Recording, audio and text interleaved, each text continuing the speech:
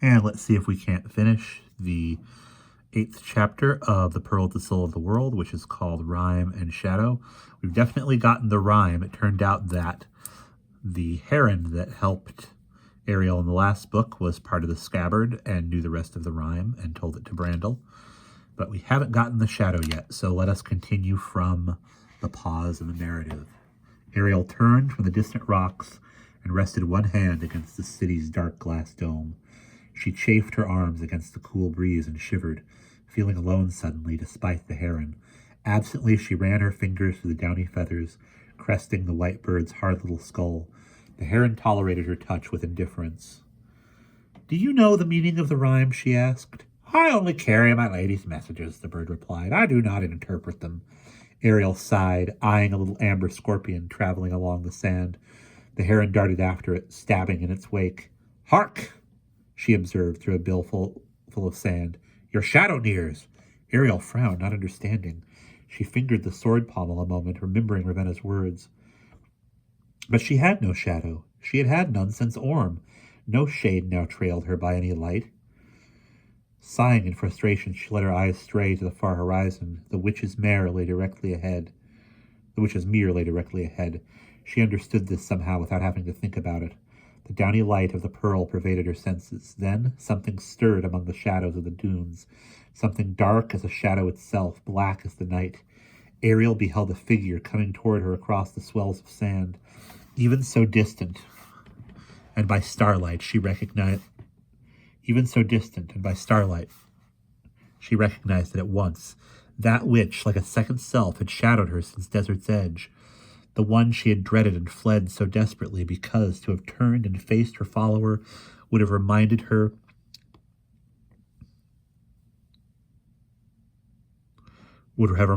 intolerably of her own identity and all the other memories that the pin had banned. She felt no fear now as the dark form approached. "So you have found me at last," the pale girl said. "I am glad." "You led me a merry chase," the other snapped.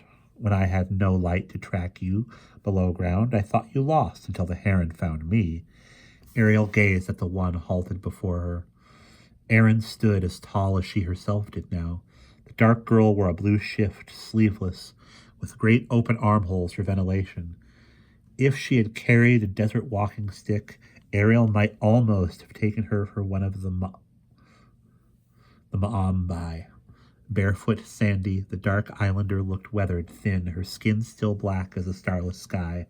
Aaron cast a reproachful glance at the white bird. "She led me within sight of the city's beacon before abandoning me hours since." The heron fluffed. "And why should I do more?" she inquired. "You are a demanding shadow." Having lost her scorpion in the sand, she stalked haughtily away. "Are you well?" Ariel asked. Aaron reached to touch her hand, as if to assure herself the other was real. She nodded. "And you? You look strange somehow, unweathered." "The heron told me what befell you, of the black bird and the pin." Ariel shook off the odd, lingering feeling of newness and drew the dark girl near. "Yes, I am well," she said. "Ravenna tended me."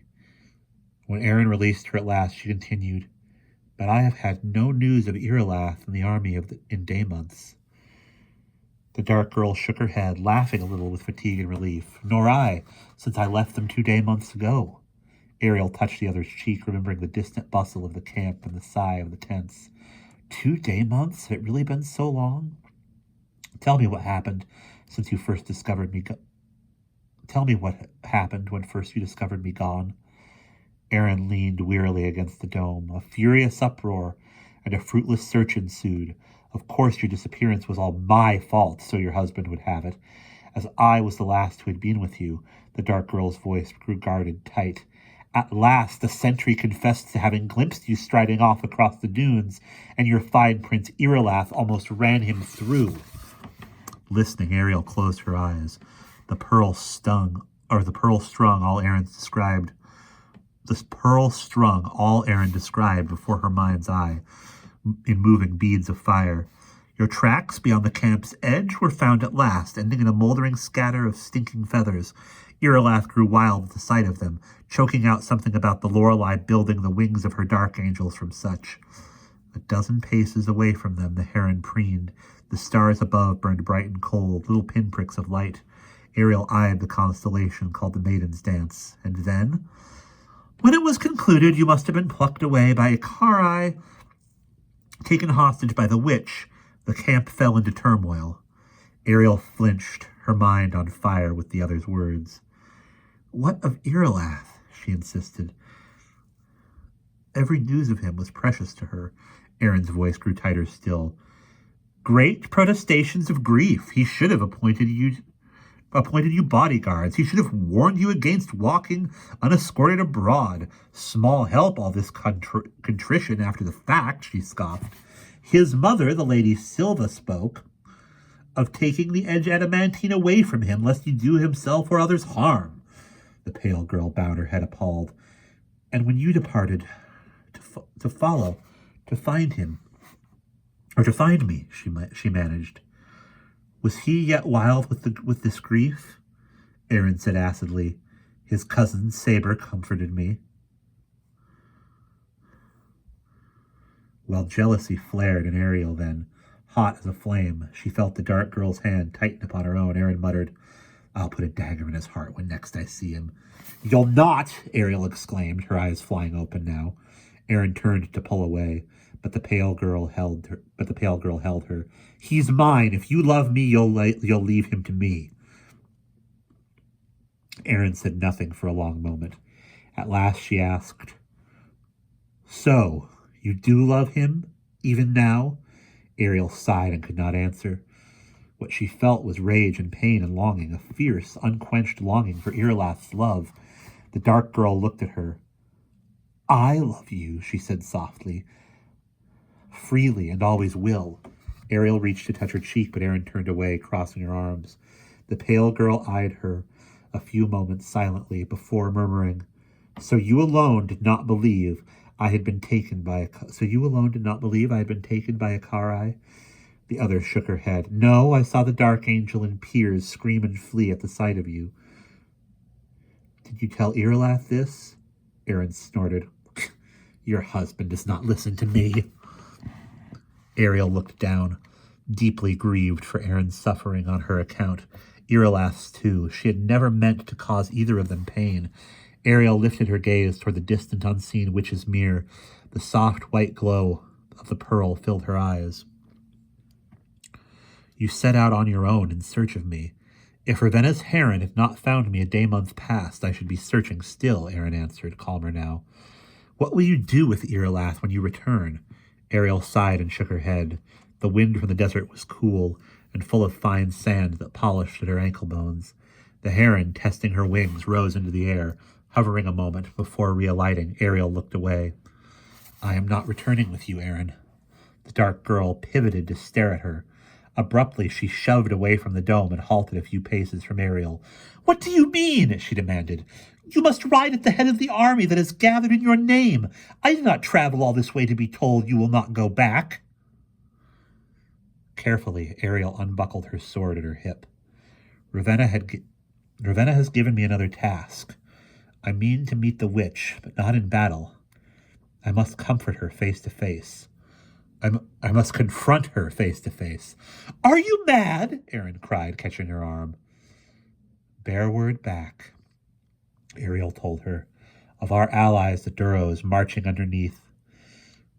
underground against the witch. Say that I have spoken with the ancient Ravenna. No! Aaron exclaimed. I won't! I'll not leave you! She did not let go of the pale girl's arm. If you mean to face the witch unguarded, I'll stand at your side. Ariel shook her head and held out the sword. A little of the ancient rhyme was slowly becoming clear to her. The glaive burned and whispered in its sheath. Someone must champion the fight in my stead, she said softly. Whom can I trust but you? Aaron looked at the sword, then back at Ariel. The pale girl waited. At last, very reluctantly, Aaron took the sword. Oh, she cried, gripping the pommel in sheath.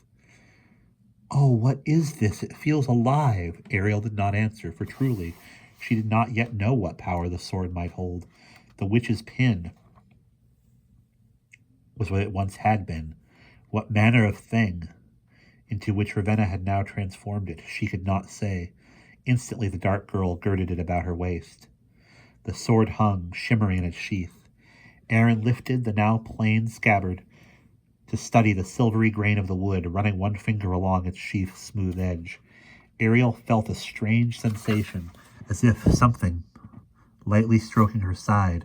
She shivered, frowning, and brushed herself. When Aaron warily tried to pull the blade free, it would not come. Soft, Ariel murmured, sure only as she spoke that what she said was so. Now is not the time, though you will be able to draw it at need. The pearl told her this, she realized, scarcely stopping to wonder at it. She gazed out over the dry, crested dunes before turning back to Aaron.